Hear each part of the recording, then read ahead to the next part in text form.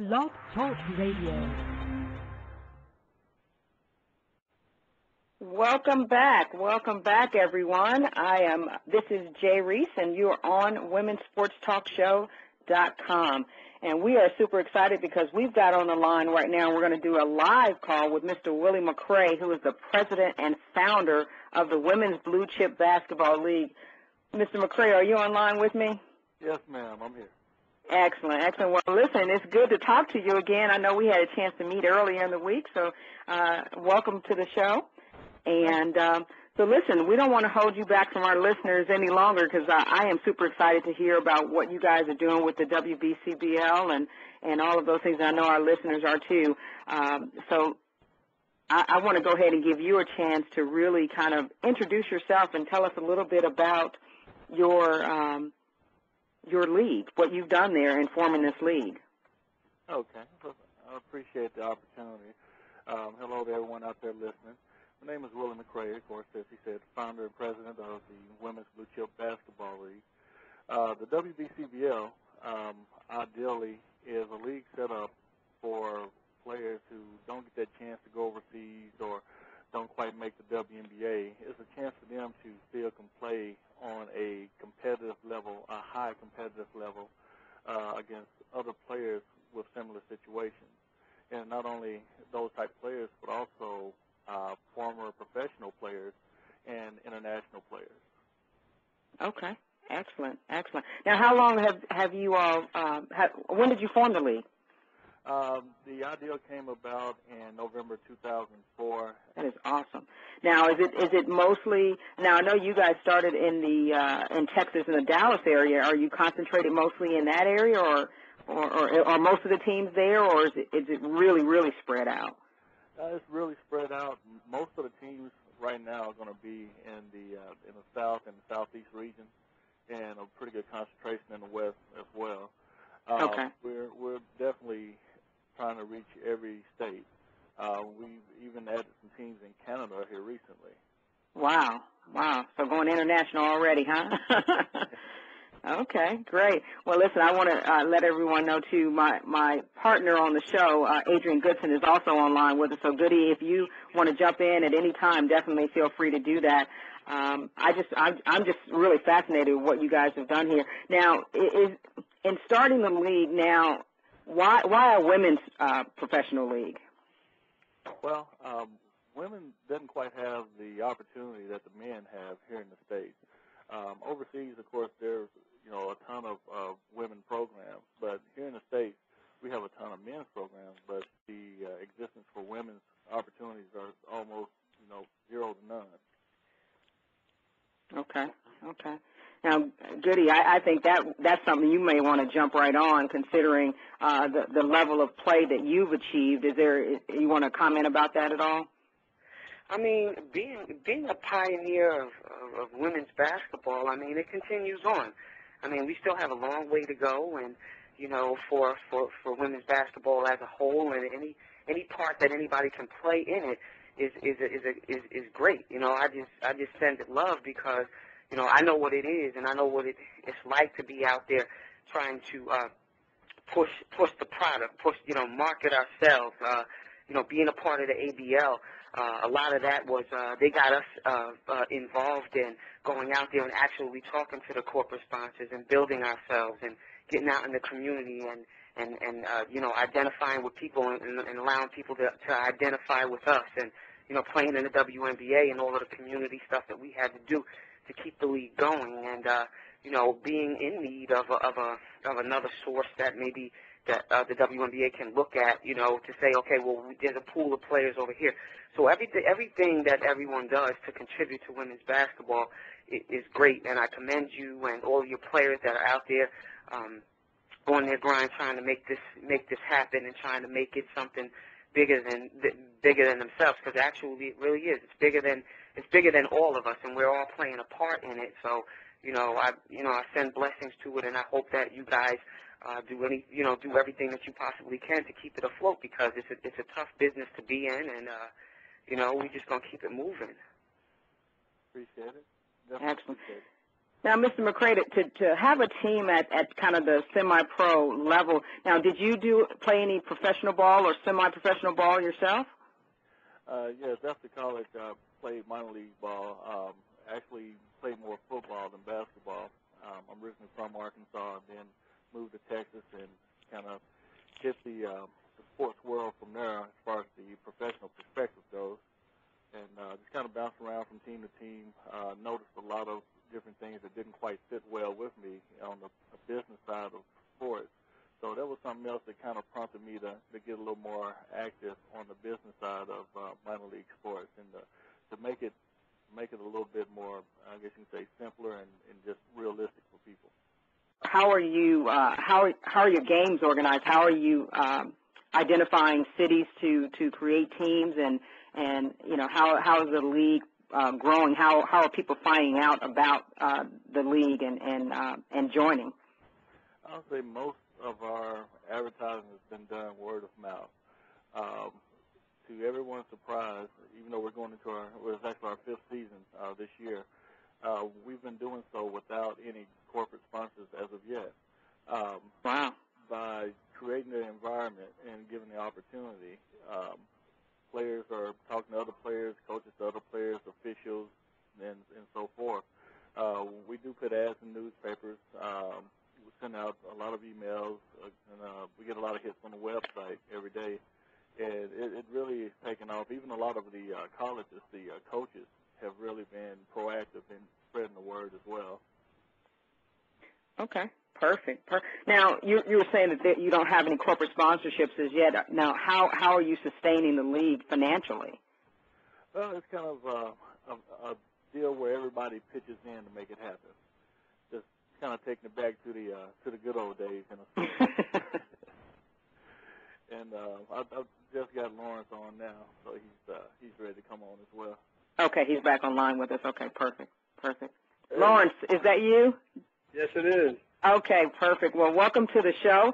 I am Jay Reese, the host of Women's Sports Talk Show, and we've got, as you know, we've got Willie on the line with us as well. We also have Adrian Goodson on the line with us as well, so we're going to have a pretty dynamic discussion today. But I just wanted to give you an opportunity to share some information with us, being the commissioner of the WBCBL. How many teams are involved now? Currently, we're sitting at right about 40 teams nationwide. Wow, awesome. Wow, so now everyone involved at this point is really doing it just really as a means to be able to just progress their game, because there's no compensation for any of the players at this time, correct? Right, exactly. And you don't. And now, when you're traveling and you're doing your games, is there? I guess how is that financed, or are the women responsible for that piece of it as well? Well, what we do is we have what we call we do ticket sales. Okay. We do we do benefit games. We do things that we actually help the young ladies and their teams and their owners to raise money for their travel. Okay. And it's a sense basically that they'll be responsible for the gym, for the referees, and making sure that that's taken care of. We don't advise any of these coaches, let alone these owners, to start paying the players because, once you open that door. Right, yeah, if it can't be done across the board, you don't want, select teams to have an advantage. Absolutely. Exactly. Absolutely. Now, are you guys effectively doing it as kind of an exhibition tour setup, or? Yeah. Go ahead, Will. Yeah, come on in, Willie, jump in. If you guys let me talk, I'll talk the whole time. So come on in. Yeah, for example, right now, the mother team of the league, the Dallas Diesel, which, where the concept came from, it's been a tradition for the Diesel to do a college tour every fall and roughly play anywhere from 15 to 20 games. And in doing so, that allows room for a lot of exposure, a lot of opportunity, a lot of networking. Most of the teams in our league are club-based teams in which some of the teams they're paid like monthly membership dues or things of that nature. They do basketball camps and clinics and things like that to help raise funds, of course. But they we have several that also participate in the college exhibition tours, and depending on the schools and the programs, a lot of these colleges will contribute to your club, based on the services you're providing for them. So, okay. Say for example, you play an exhibition game against the school, and they, will write you a donation to cover your expenses, and to help your club progress. Which we have to definitely give the colleges a lot of props that been gracious enough to put us on their schedule. Excellent, excellent. Now, I know we've got, is it Chantoya on the line with us? Is that one of your players, Chantoya? She's on the line with us? And so we can actually get the real deal. We hear what you're saying. We can get the real deal from a player. So let's see. Now, when does the season actually start for you guys? This year will be starting May 16th. We actually added a couple more weeks to the season. Everybody's been wanting, but we wanted to make sure that we were prepared to handle it before we took that step. So this year we'll be starting May 16th, where before we would start like the first weekend of June. Okay, okay. Now let me do this, and we'll do it again at the end of the interview, but I certainly want to make sure we make sure everyone knows. Now, how does a team or a city contact you to find out how they can become a part of the league? And certainly you or Lawrence can answer that question. How does a team or a person contact you to be able to get some additional information about joining the league, or even if it's someone that's interested in playing for a team that's already formed, how do they contact you? The easiest way would be through the website.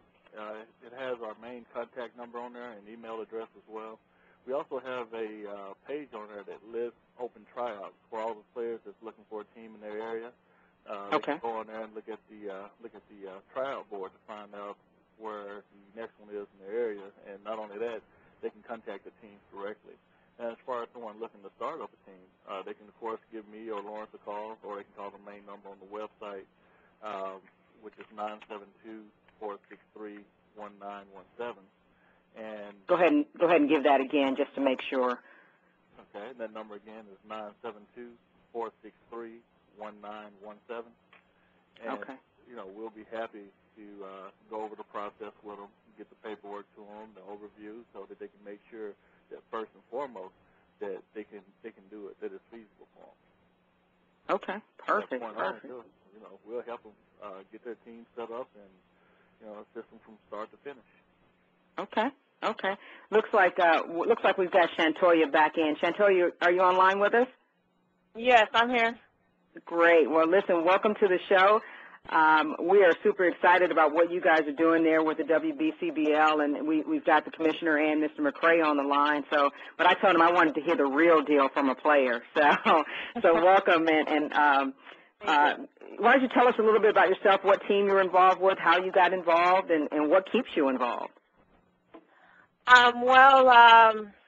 Let's see. I have played basketball all my life. I went to Oklahoma State University, played there for 4 years.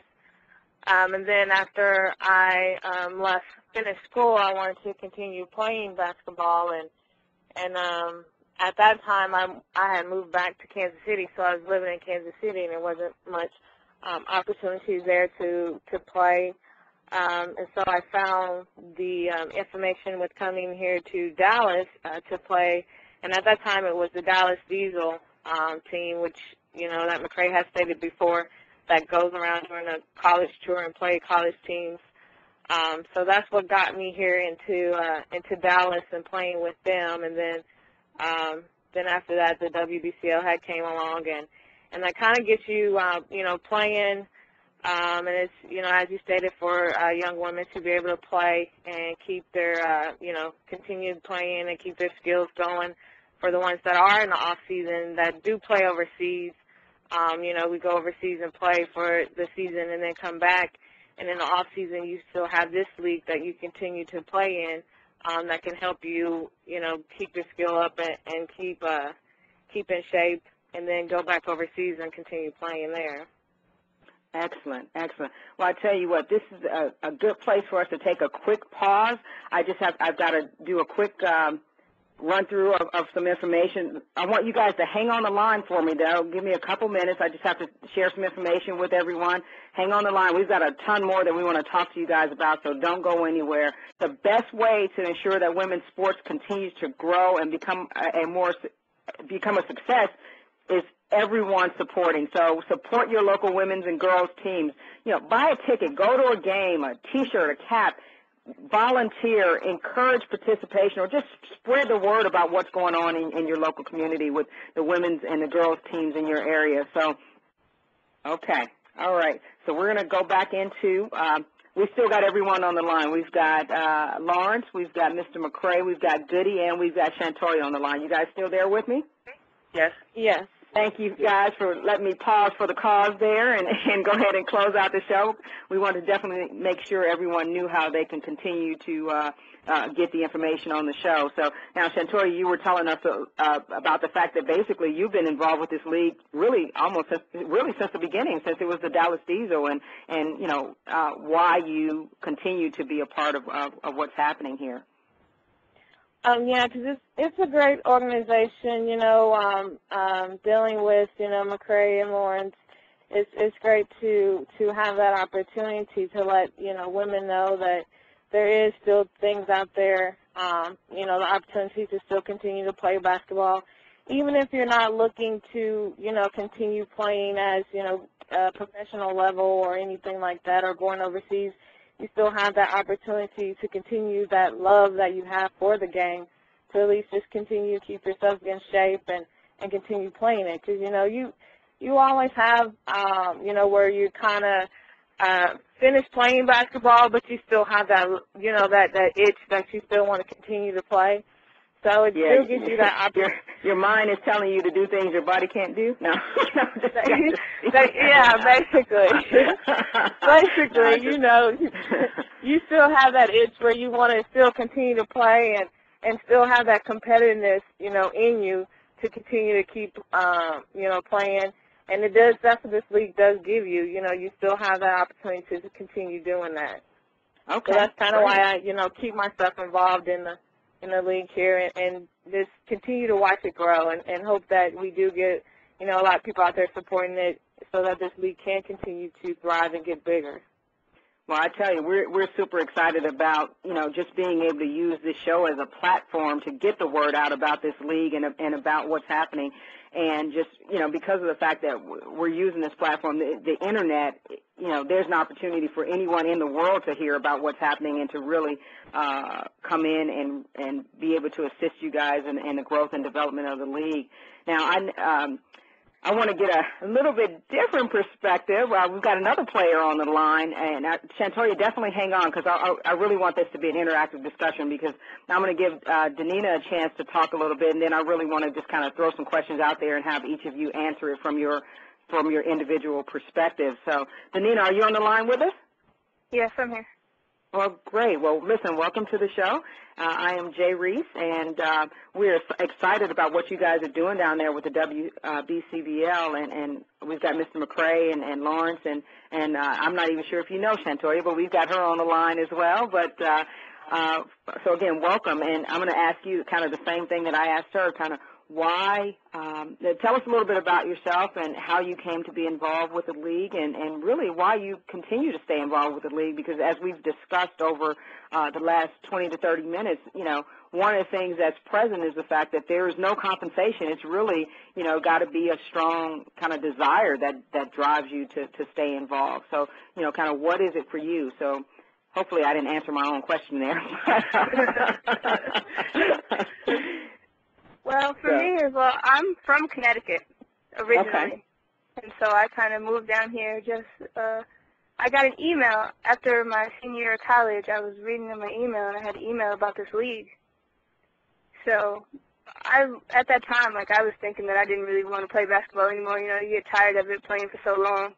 Sure. But I just decided that, you know, why not take a chance, just come down. I've never been to Texas before. I think the farthest I ever came was like Louisiana, so I thought that maybe Okay. let's see what it's like. And I actually tried out, and I ended up making the Dallas Press, which is a WBCBL team.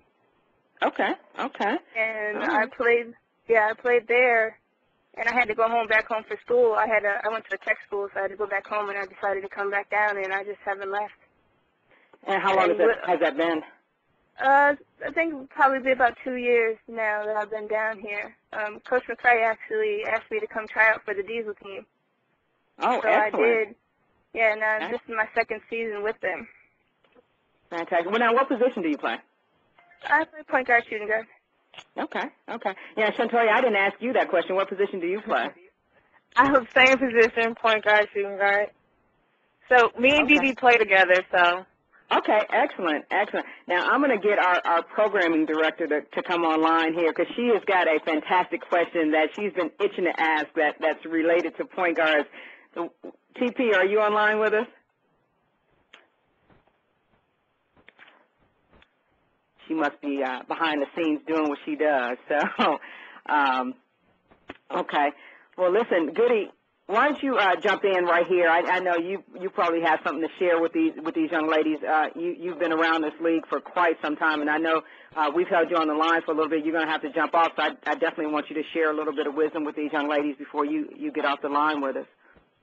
Yes, I was listening, to all of the stories, and, it's just basically the passion that drives people, and, just being a part of this whole show and being a part of women's basketball as a whole and seeing that there's a lot of women out there that love basketball and want to keep it going. I remember when I was a kid, going back to the passion that drives, and, there was nothing that was going to keep me off of the basketball court, and so, I would be out there in the snow and the blizzard up in New Jersey shoveling snow, and then somebody would see me and another person would come and another person would come, and before you know it, the whole court is shoveled out and we're out there playing basketball. It's that type of passion that drives us.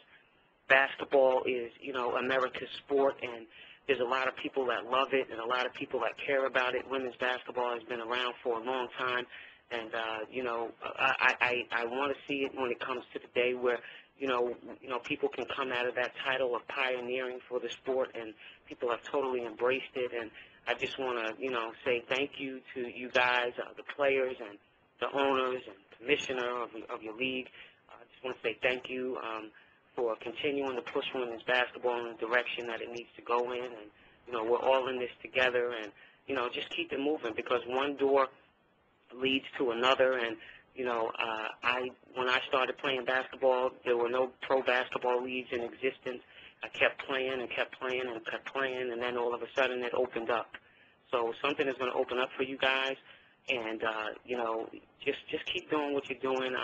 I'm really happy to know that there's a lot of people out there that just really, really care about women's sports and really care about women's basketball enough to go out there and do things free so that somebody else make $1 million. All right. Okay. Well, Goody, again, thank you so much for being on the show with us today and for your Hoop Madness segment, and we definitely look forward to next week's segment. She won't even give me a hint as to who it is, so I have to wait just like everyone else. But so we're really excited about next week's segment. So, again, thanks so much for being on the show, and I'm looking forward to talking to you next week. All right. Sounds good. God bless. Okay. Take care. Now, listen, guys. Now, Lawrence, let me ask you this. How are you, and Mr. McCray, this question is really for you guys. Who are your marquee players, and how are you guys, I guess, kind of marketing them to help in the growth and development of the league? The marquee players, well, there's a bunch of them. That's the way I can put it. Usually, that's a good problem to have, right? Yeah, that's that way it makes it easier to to diversify. So, say for example, in Tampa, of course, they won the national championship.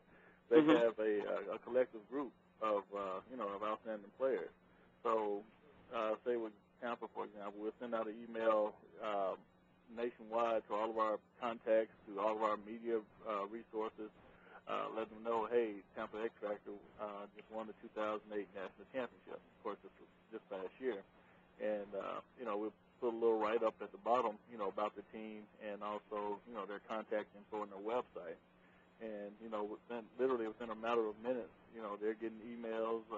They even received a congratulations from the city of Tampa, Florida, in regards to their championship.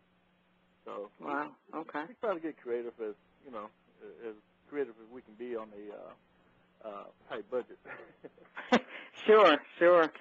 Now, Lawrence, I'm going to direct this question to you. If I'm someone that just doesn't know that much about sports, but I found out that there's a WBCBL team in my area, why would I want to support this team and come out and pay for a ticket and come to the game? What can I expect if I do that?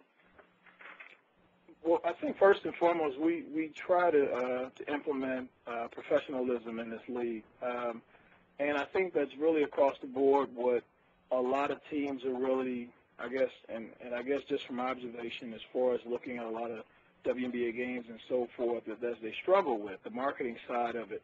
To me, if you have a young lady that may not have that many skills and may want to come out, we offer so many different opportunities as far as even like with myself and Willie, as far as training and so forth. Deneva, the young ladies on the phone that we talk to, we work in and out. I mean, we offer these type of opportunities to come out and work on their game, and so in so many other ways that they can actually improve themselves and want to be a part of a league that could further themselves. Basketball is just an avenue that actually opens the doors to so many other opportunities. So whatever it is that we actually put out there, we want it to be positive, that we can actually grow this league, expand, and have a great reputation in the community. We're actually right now, and I don't want to put too much out there right now, but it's just kind of premature. We're actually working with the Atlanta Dream right now to try to do just an exhibition game with a couple of our teams. And, Fantastic. And it's basically just to bring a little bit more exposure to the league, as well as on their side and our side, and it's to help the young ladies get more exposure and so forth, to know that, hey, this sport is not going away. We're going to keep working at it. So hopefully this will go through. I've been working with a gentleman over there and his vice president to try to get this date set down, and once we actually get our schedule together, then we'll be able to set the date and go from there. And hopefully if this is a great event, then from there, maybe this will trickle down to other teams and we can start, expanding out in other cities, that we can do it with other WNBA teams as well. Fantastic. Well, I tell you, hopefully you'll let us get the scoop on that and let us announce that here on the show. So hopefully we'll be amongst the first to find out. So we're gonna hound you for that information. We're always looking for information, quality information that we can bring to our listeners and really help them, put them in position to truly be able to fully support women's sports at any level, and whatever information we can provide to them, we definitely want to do that. So now, one other piece that we have not talked about the league is that you guys offer spiritual mentorship to these young ladies as well. And I really want to direct this question more to Chantoya and Deneva. How do you guys feel like you've gotten that from the league, or do you feel like you've gotten any of that kind of mentorship from the league? Well, I do.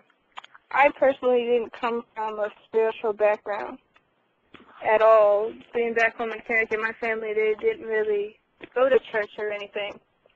So in coming down here, it was something that I always wondered, but I never pursued it. But being down here in pretty much Texas, period, it's a very a lot of stuff is based around religion. There's a lot of churches. I've never really seen anything like I do down here. Well, you're in the Bible Belt, so. Yes, definitely. So it was always something that I wondered, and Lawrence and both Coach McCray have both, assisted me in trying to learn more and trying to guide me over to the light. Now, that was Deneva, right? Yeah. Now, what about you, Chantoya? Well, that's one of the things that drove me to, coming to Dallas to play with the Diesel, was because of the fact that it was, Christian, spiritual based, which also has that aspect of, being able to, teach the teachings of going to church and having God first in your life.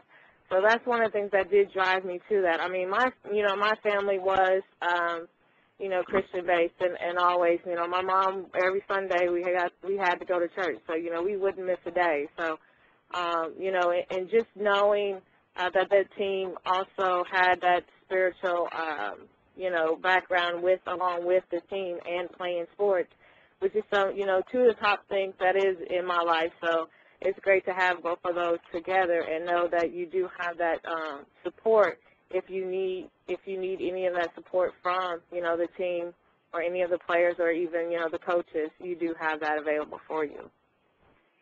Fantastic, fantastic. That is awesome. Now, Mr. McCray, let me ask you this. If someone wants to get involved in the league and is probably maybe in the middle of where these two young ladies are, where Deneva was saying that she didn't have much of a spiritual base, and Chantoya saying she definitely had a strong spiritual base, and that was really a large part of the reason that she decided to come on board. Now, what about someone that's kind of in the middle that doesn't quite, has a little bit more than a working knowledge, but isn't I don't want to be blasphemous and say a Bible thumper, but someone who isn't very strong in their faith or strong in their religion. Is there a place for someone like that in the league? Oh, yeah, definitely. The thing about it, even with the original concept of the Dallas Diesel, which, of course, the Blue Chip League is based off of the same principles,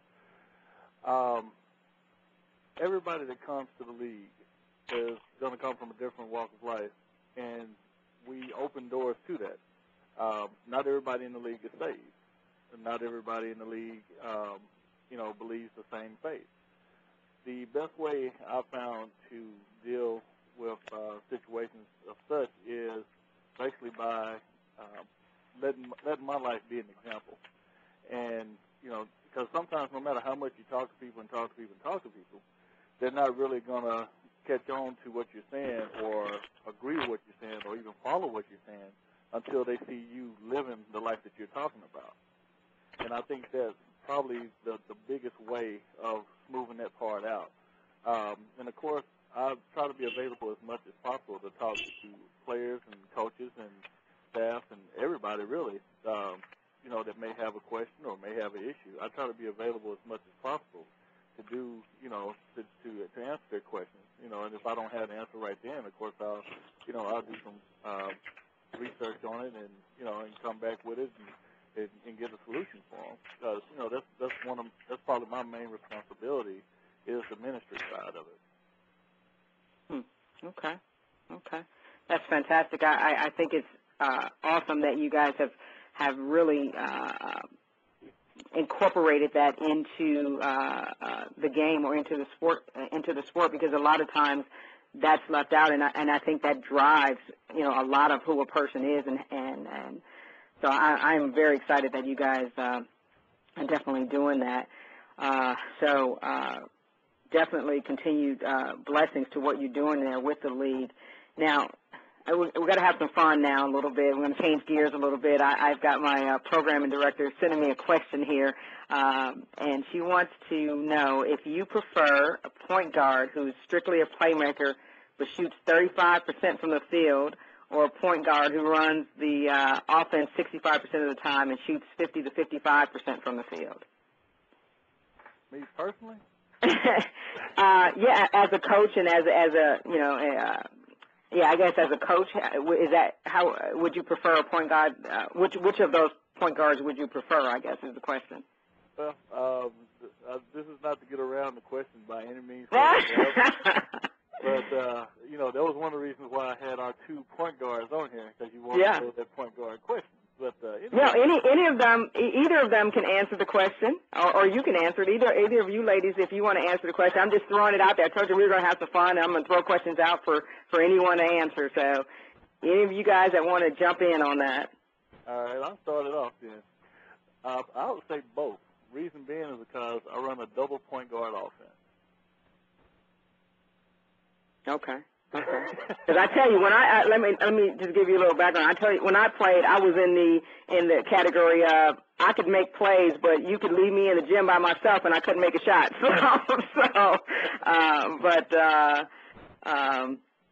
I'll go ahead and let the ladies answer that question. And you're still skirting the answer a little bit. I understand you run the double point guard offense, but you want to elaborate a little bit more on that? Yeah. Well, yeah. I mean, we definitely need playmakers, and it really depends on game situation. If this a team we're playing that more of a half court type team, then of course they're going to be accustomed to half court things. But we want to get them out of their element, so we want to push it, and that's when we'll count on the playmaker more. But if we have a team that's more of a up and down run and gun type team, where we want to take them out of their element, flip the script, and make them get in a half court set to get them off balance, and that's when we definitely want the the sit up and run play type point guard. I'm gonna let you slide with that one. Because I really want you to pick one. I'm gonna let you slide though. I'm gonna go to the two players here and just kind of get their perspective on, I guess, which type of player they feel they are. If they feel like they're more of a playmaker, and I'm not going to ask you about your shooting percentages, but if you feel like you're more of a playmaker or you're more comfortable shooting, in which case obviously you slide between the 1 and the 2. So I'm going to throw that question to the players. If my question makes sense, so you can understand where I'm going with that, you guys can chime in and answer. Yeah, I mean, I usually, it kind of goes both ways, because if you're a playmaker, you can get your players involved, and also you can create a shot for yourself. So it kind of, playmaker usually is considered to me, a playmaker is a person that can get their players, their other teammates involved, and also can create their own shot. You also do have, if you have a great shooting percentage, that's just more of you just particularly shooting if you have to, and your majority of the time you're just getting your teammates involved. Instead of you taking the shot, you're just, getting your teammates, creating for your teammates to have the open shots.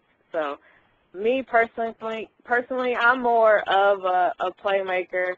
I'm usually more open to create my own shot. Going to the basket, I'm usually more driving to the lane type player. Okay. And that was, I'm trying to remember the voice, that was Chantoya, right? Yeah. Okay.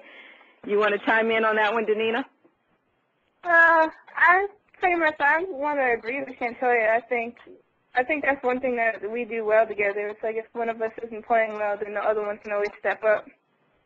Okay. So I think we can interchange, and I think that's one thing that's really good with that team. So, I mean, I can probably consider myself the same way that she is, but, okay. I mean, I just think, I don't know how else to put it. I mean, she said it pretty much the way that I would. Okay. All right. Last question for you, Mr. McCray. Okay. Power forward, finesse or brute? You want somebody just knocking them down in there, or you really looking for a finesse player? Let's see. On the college tour, we need more finesse because they call every little thing they think is going to happen. But, when it really comes down to the trenches or, we're playing a team that has some good referees, then we'll go with the brute all day and pound it. Okay. All right. Well, listen, I appreciate all of you guys taking the time to stay online with us and certainly for hanging on after the show for this part of the kind of after the show conversation. Commissioner Lawrence, president and founder of the league, Mr. Willie McCray, and we've had a couple players as well, Chantoya and Deneva. Definitely appreciate you guys taking the time to be with us on the Women's Sports Talk Show today. And it's been my pleasure talking to you guys. If there's, Mr. McCray, I'm going to, if you want to take about 30 seconds to a minute, if there's anything that else you want to share about the league. And actually, why don't you recap how someone can also find out about the league and how to get involved if they're a player or if they've got a team, how they can get in contact with you. Okay, thanks. Appreciate it. Definitely appreciate the opportunity of getting on the show today and being able to, explain what we're doing, because a lot of people are still a little uncertain of, what we're about and what we're doing and things like that. But, it just boils down to it's basketball. That's all it is. It's basketball. At the same time, it has, the opportunity for players to advance, not just players, but coaches too, to advance professionally.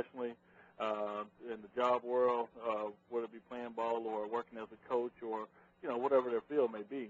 We've had a lot of players and coaches to get jobs, you know, and the WBCBL was highlighted on their resumes.